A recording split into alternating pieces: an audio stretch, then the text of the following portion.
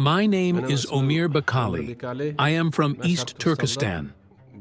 The pain of what happened to me is written on my body and soul, and the torture I endured is unforgettable.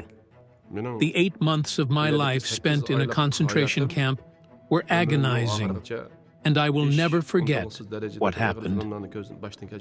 I was arrested illegally, stretched on a rack, tortured cruelly in a basement for days. I was hung up. They inserted needles into my sexual organs. I was forced to sit in a tiger chair and thrashed with wire whips. They tortured me so badly to get me to confess to terrorism. My body is trembling out of anger, even thinking about it. They chained my feet with shackles and locked me on the cement floor. It was a great humiliation to me. I can't forget it. Usually, we don't tie up even animals, but I was chained with shackles like a beast for 3 months. For the rest of the 4.5 months, we were forced to wear 7 to 8 kilod shackles on our feet and hands. We couldn't stand straight for 4 months. Whether you're Kazakh, Uyghur, or Uzbek, they didn't bring us to the camps to teach us, but to humiliate us, torture us physically and mentally in shameless methods. Then, when we're weakened both physically and mentally, then they will transfer us to other places. During that time, they wanted us to sing Chinese national anthem every day before the breakfast. For 14 to 16 hours, we're forced to sit and sing red songs, Chinese propaganda. They did not bring us to teach us technical training. They brought us there to humiliate us shamelessly.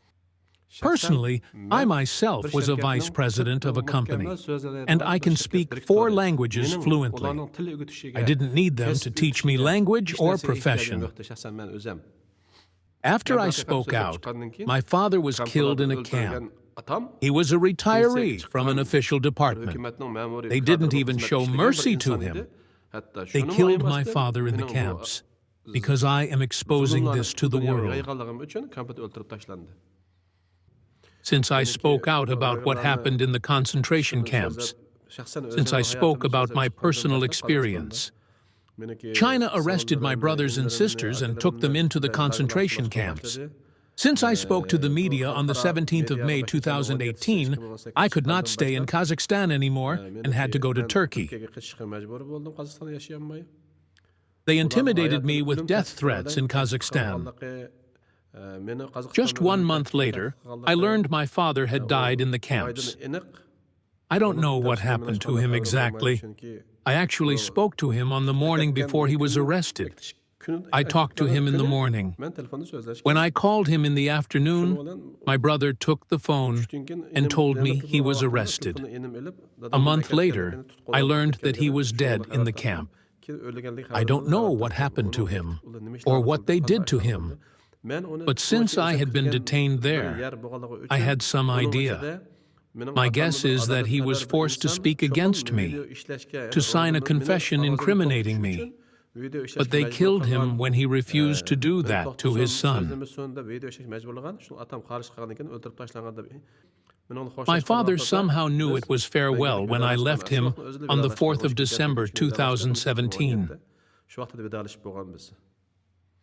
At the time, I could not speak, and my tears were raining down. My mother, my sister, and my brothers have all been in those camps. They tortured my older brother in the camps and have crippled him for life. Until now, I can't forget those horrible memories. My life and my beautiful family are destroyed. My children can never see their grandparents. What I witnessed and understand from the camps is that they secretly arrest people in the middle of the night. Even though I was a Kazakhstan citizen, I was detained illegally. East Turkistan people are like a toy for the Chinese. They can do whatever they want inside the camps. They want to weaken us systematically, both in body and soul. Then they will prepare us for forced labor or organ harvesting. Before they transfer us to the camp, we need to go through exhaustive medical examination. The reason why I say this is because every week there will be new detainees from the age of 16 to 70. Every week, 8 to 10 young and strong people from age 16 to 40 disappear, and new detainees replace them. I had been transferred from camp to camp 6 times. I witnessed 2 times of mass transference. The camp that I was detained in Karame had 5,500 to 6,000 people. 100 days before the Chinese National Day, they transferred large number of people. I estimate it was 4,000 to 4,500 people, because roughly 40 people live with shackles in a small cell. At that time, only 7 to 8 people left in a cell. The others were transferred to other places. During my detention in 6 different camps, I may have got to know 200 people. But I don't know how many of them are still alive or dead now.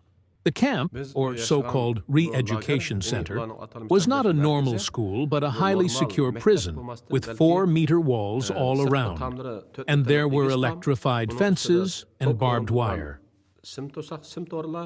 The cells we were detained in were 3 meters wide and 6 meters long, and were built for 12 people normally. But in reality, they put 30 to 40 of us in there. For 8 months in prison, we were not allowed outside, only inside the cell. Every day, they give us a meager plain rice soup and a small piece of bread. They oppressed us so much, we were wearing heavy shackles, and it was impossible to run. Every gate was double-layered iron doors. Each door has an electronic door lock. The windows were so high and beyond our reach. If we climbed on it, the armed police on watchtowers can directly shoot us down. We live under full surveillance. There were 2 cameras inside the cell. CCTV cameras were everywhere outside the cell. I can testify for everything that I said. If I am lying, Chinese government can show 1-hour video record of me in there and say that Omir is a liar. If they could not do it, then they are the liar. Before I was detained, I did not know there were concentration camps. But I heard from my friends that some people were detained for a couple of weeks in there, that they taught people Chinese communist ideology in there, but I did not know there was such severe torture, like the kind I experienced. Before I was detained, I had business trips in Urumqi, Xi'an, and Beijing many times. The situation in mainland China is very different than East Turkistan. The situation in East Turkistan is like a war zone, full of armed police and soldiers everywhere. Military barracks are everywhere, even in cities or villages. When I saw it, I was surprised. After I was detained in the camp, I realized it was all some kind of strategy to eliminate us step by step.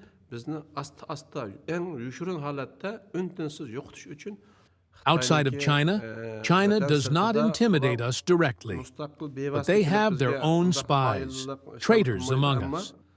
The people pulling our legs are Chinese spies among us. Inside China, China can intimidate people directly, and Chinese, Uyghur people are doing it together. I have faced intimidation in Kazakhstan, in Turkey, and even in Europe. Chinese people pretended like tourists, followed me many times. I took their photos, and I saved them all. I did not receive any direct threat from them, but I have been followed until now. In Kazakhstan, Kazakhstan's police with Uyghur spies threatened me directly. In Turkey, Turkish police and Uyghur spies threatened me directly. It is true. Every time I go anywhere for testimony or receiving interviews, I was always being followed. It happened in Japan, in Sweden, in Czech.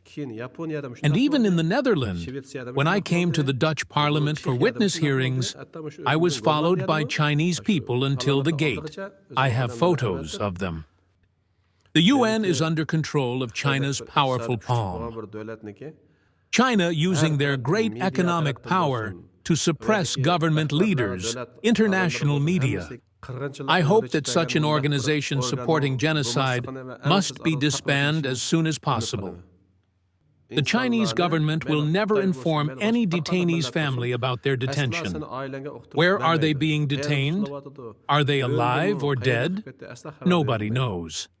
For 8 months, nobody knows where I was. I only survived because I am a dual citizen of Kazakhstan. If I was not a Kazakhstan citizen, and my wife did not manage to get the help from the Ministry of Foreign Affairs, I would never have gotten out.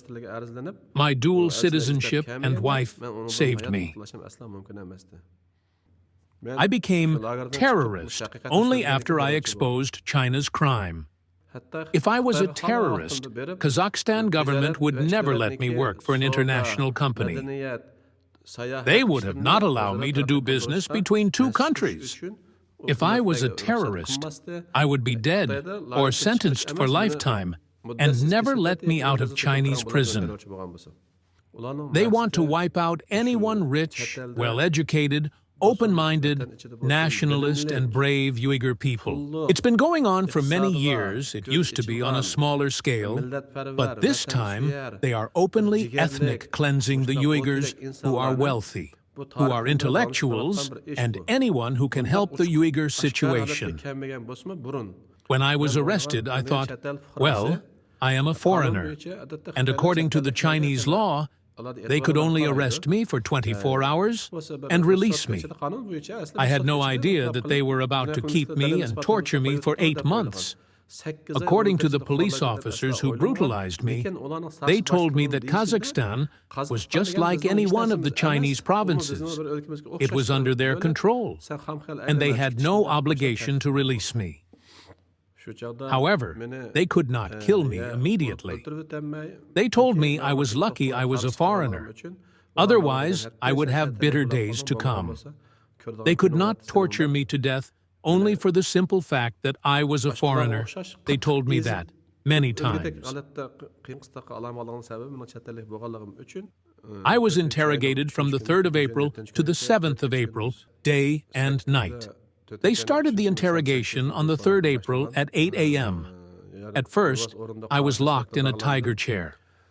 For the first 2 to 3 hours, they spoke to me gently and asked me to sign the confession letter, admitting that I called for terrorism and organized terrorism, that I had sheltered terrorists and committed crimes.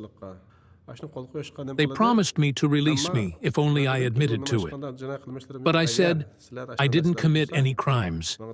If you have any evidence, please show me. I've been under constant surveillance in the country. After I refused to sign, they began to torture me. They beat me with batons first. Then they beat my shoulders, my back. I did not surrender or give them what they wanted. Then they hung me from the ceiling and beat me, whipped me with wire whip. My body was bleeding. If a man can bear torture for a half hour, they can feel nothing after that. When they beat my soles of feet, my legs, and thigh, muscles, I experienced unbearable torture. After half hour, I lost my feeling and did not feel any pain. I only felt thirsty instead of pain.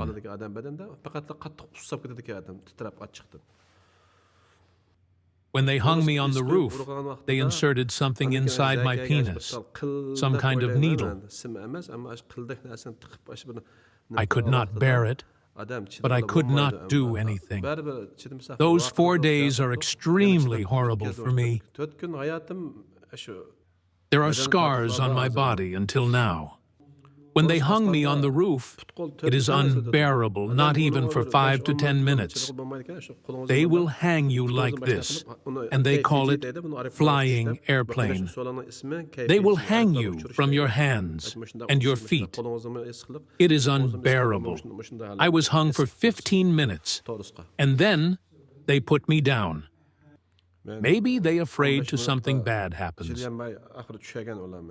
Later, they hung me from my hands on the wall. I could barely stand on my toe.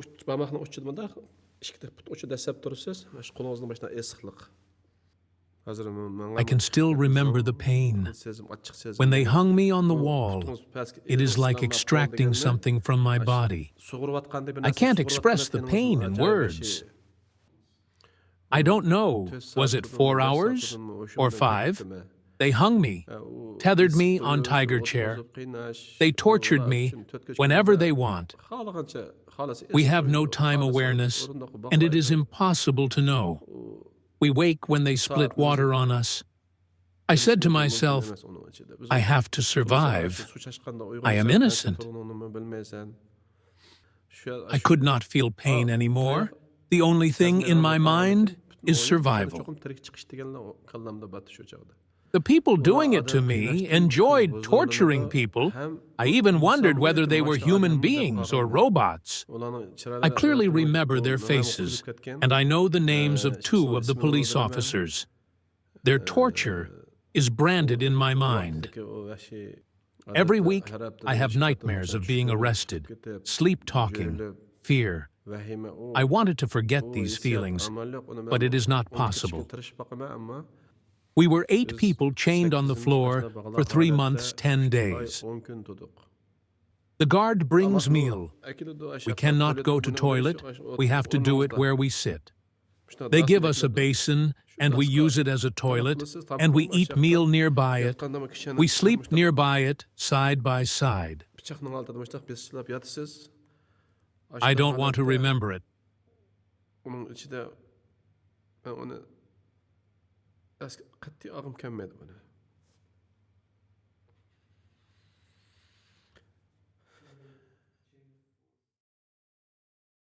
All I kept on thinking about was that my family were waiting for me.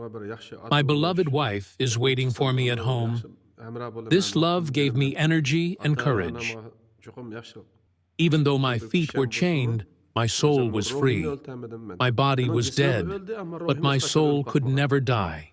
From the first day they detained me, 4 policemen took me to a building with several floors. They began examining me, my body, and I began to worry that they might harvest my organs.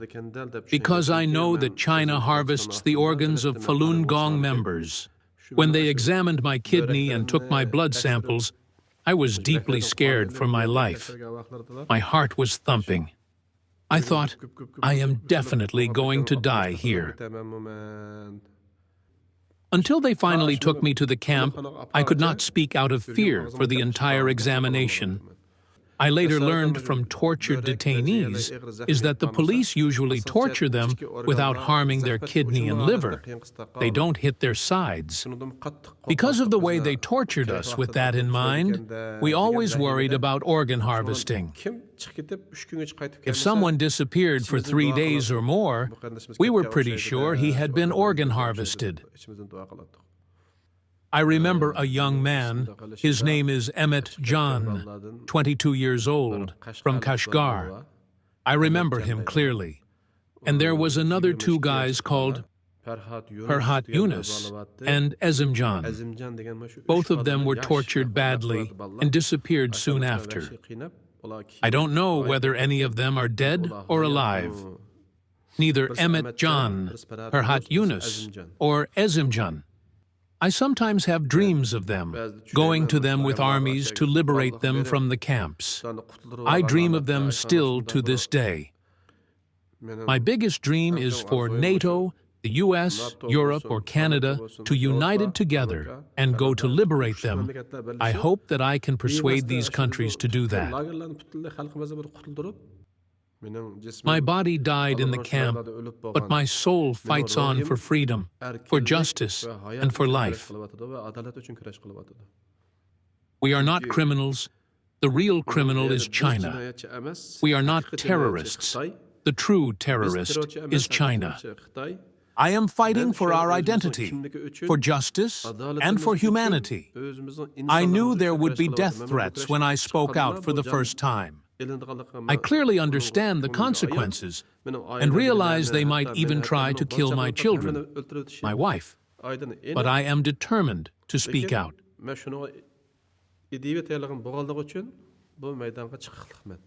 Our victory is not something easy to achieve. The whole world must be united behind us. It is not something the UN can do alone, but the UN, NATO, EU must be united. They have to punish them with economic sanctions and send independent groups to investigate without limitations. It's what I can only hope for. I hope everyone who watches this interview can ask their government and their representatives to speak for us, to care about humanity more than money, to stop the genocide, be our voice and spread the message. Your voice can raise a strong political action. Only then can we help to stop the genocide. Everyone will face questions of conscience in this life, and they will face another question in the hereafter. The Uyghur genocide in East Turkistan became such a sensitive topic in today's world. Whoever speaks for Uyghurs loses millions of dollars. They will be questioned by their conscience whether they stand against genocide or stand for money. You are on your own whether you choose to stop the genocide or earn your money. You can choose one of it, wealth or humanity. You are free to choose. If you work for humanity, and they are working for the darkness, using their evil power to eliminate justice. You, Ali, are working for justice, and China is working for injustice. Therefore, you will lose money for justice. I thank you for the people of oppressed East Turkestan people.